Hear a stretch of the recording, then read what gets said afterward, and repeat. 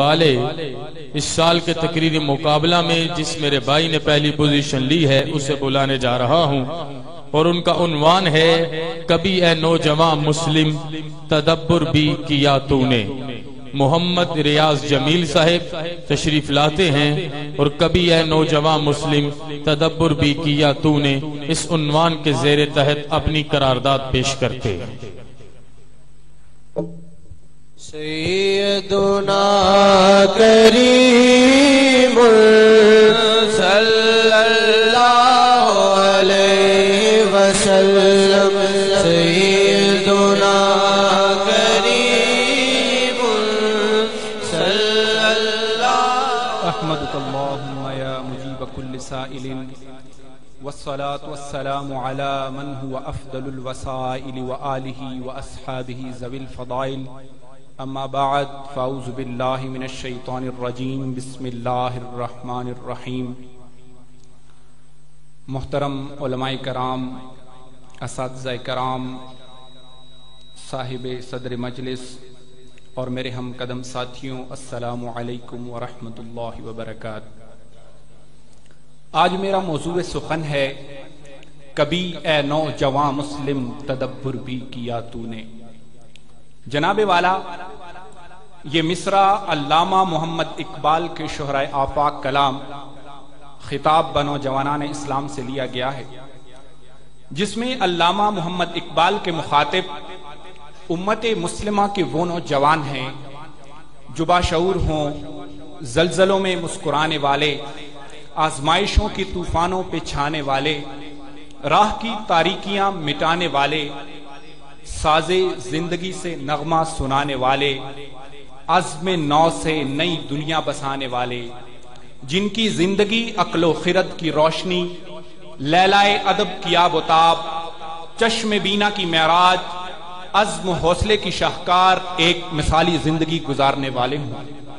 لیکن افسوس آج کا نوجوان اسے تو اپنے حال کی خبر نہیں۔ حفیظ ہوشیار پوری نے کیا خوب کہا، نعرہ تکبیر، نعرہ رسالت، نعرہ رسالت، سیدی مرشدی، دین و ملت کی ضیا، دین و ملت کی ضیا، اسیر گیسو مصطفیٰ۔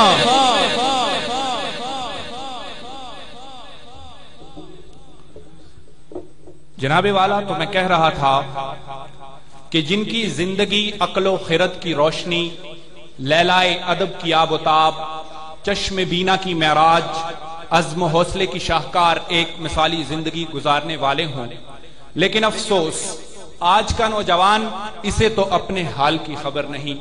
حفیظ ہوشیار پورے نے کیا خوب کہا، سرود رفتہ کی پھر آرزو ہے گوش معانی کو، کسی وادی سے پھر اقبال سادہ نائراز آئے۔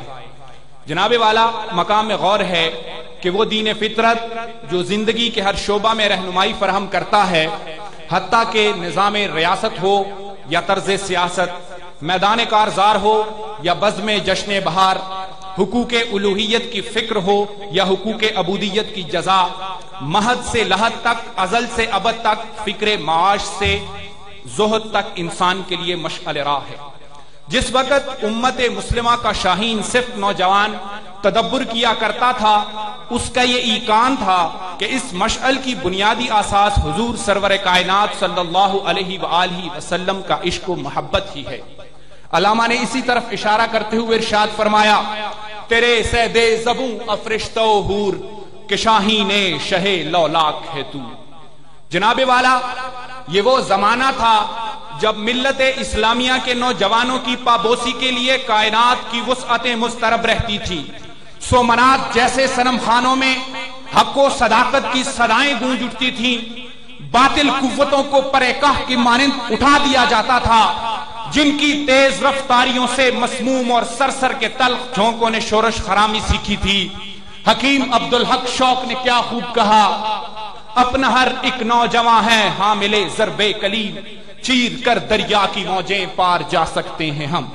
جناب والا، یہ انہی نوجوانوں کا ذکر ہوا جو ایک مظلومہ کی فریاد پر سمندر کا سینہ چیر کر طوفانوں کی طغیانیوں سے کھیلتے ہوئے دیبل پہنچ گئے، عروج جیسی منجنی کے بے خطا سے مندر کی چوٹی پر لہراتے ہوئے نشان کفر و استبداد کو سرنگوں کر دیا۔